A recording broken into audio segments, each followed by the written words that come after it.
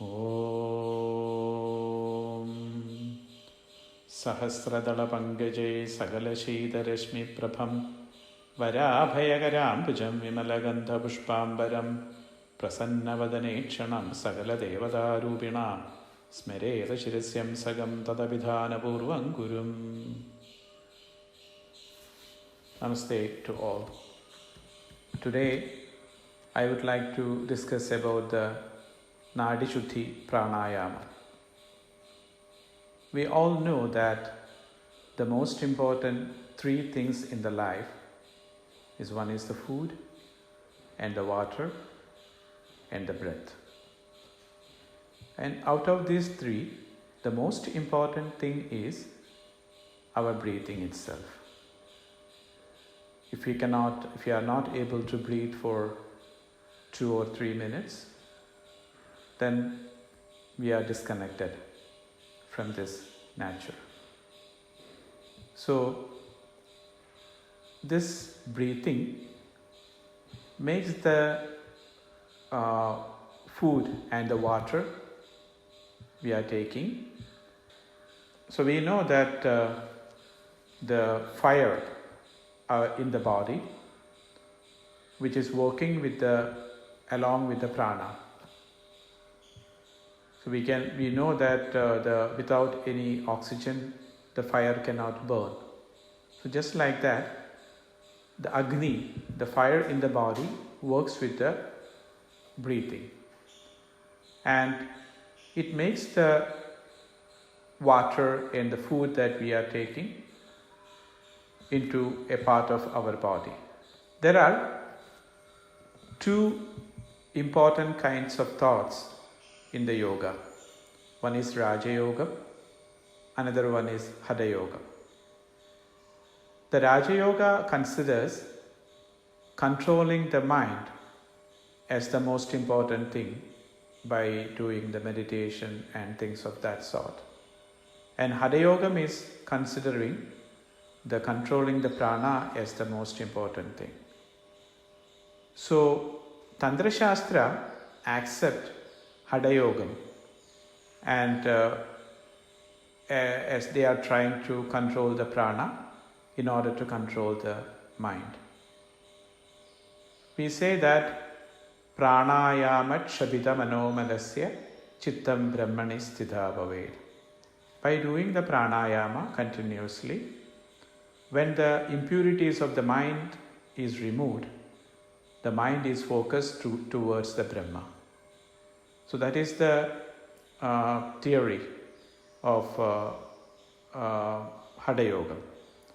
So we all know that all our emotions, all our stress, everything reflected on our breathing pattern.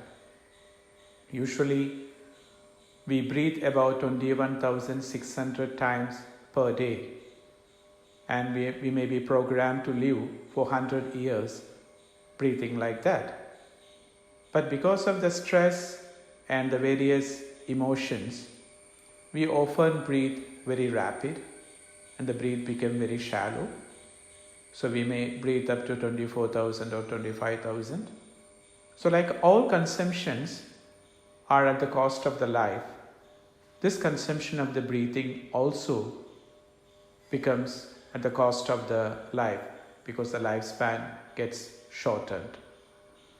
So by a conscious effort of doing the pranayama, especially this Nadi Shuddhi Pranayama, we can control our emotions, we can control our mind.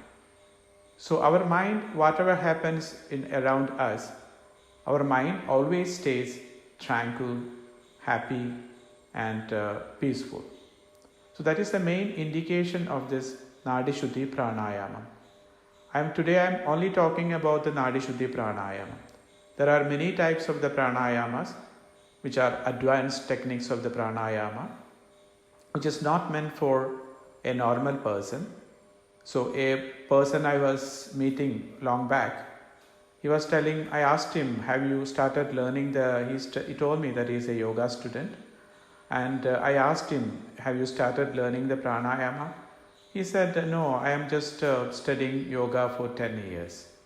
So that is the way of teaching the classical way of teaching the yoga. So it takes a long time because you have to be perfect in the yama and the niyama, the mental discipline and the physical discipline, physical hygiene and everything. And after that you have to perfect in the asanas. Then only you go towards the pranayama, which is the very important techniques of the yoga. So this Nadi Shuddhi is meant for a normal person. Anybody can do that. So it's a very simple technique. So I will explain you once this Nadi Shuddhi Pranayama. Relax the mind and relax your body. Take a deep breath. Slowly exhale. Do it 3 times. Then after that, close your right nostril with the thumb. Inhale through the left nostril. Hold that breath in the body. And close the left nostril with the ring finger. And exhale through the right nostril. Inhale through the right nostril. Close the right nostril and hold that prana in the body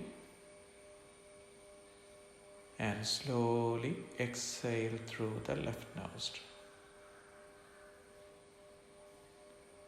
And after doing that, breathe through both the nostrils slowly 3 times. So this is the one time that we have done. So you have to always do the pranayama in multiplication of the 2.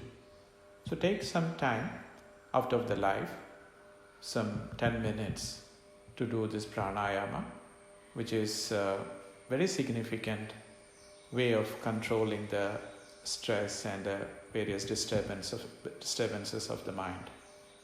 So when we are doing this, we have to imagine that prana is reaching up to the base of the spinal cord. So if you watch a baby when the baby is sleeping, we can see the baby's abdomen goes up and down along with the breath. That means the prana is reaching up to the Mooladharam, that is the base of the spinal cord.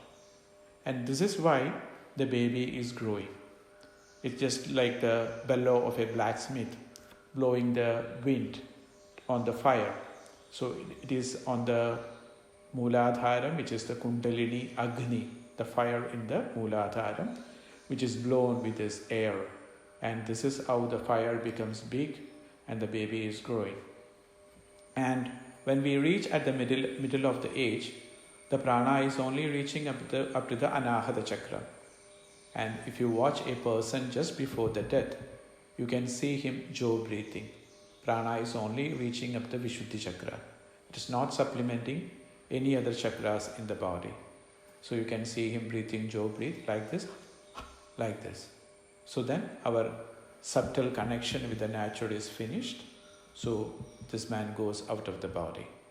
This is highly significant to make a conscious effort to make the prana flow towards the Mooladhara. So when you are breathing, make an imagination. You are breathing through the left nostril. Make an imagination this prana flowing down through the left side of the spinal cord towards the Mooladhara at the base of the spinal cord. Then it goes up through the right side of the spinal cord through the Pingala Nadi and comes out of the right nostril.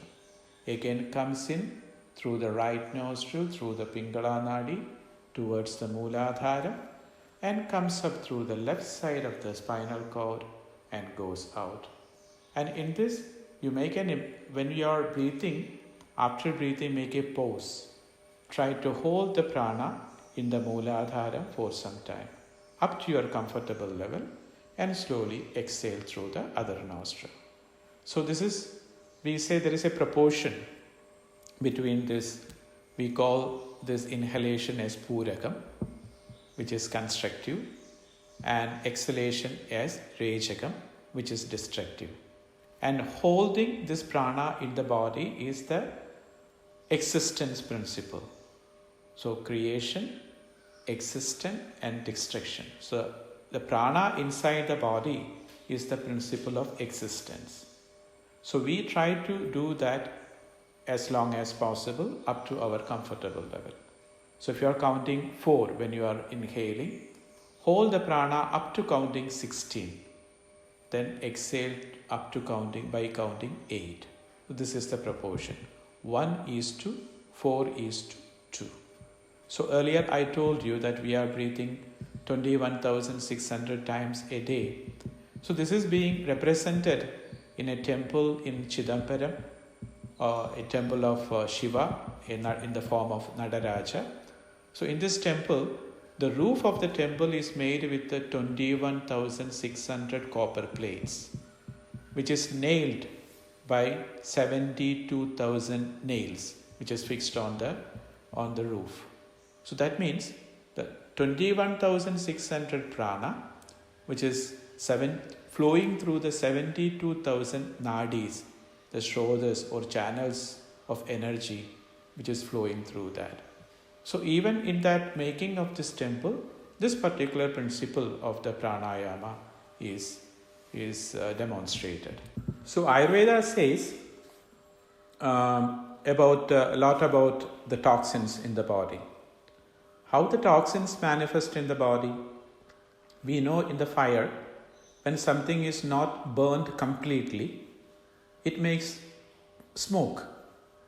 So just like that, the food and various things that we consume, when it is not completely burned out or completely digested, this creates the toxins in the body.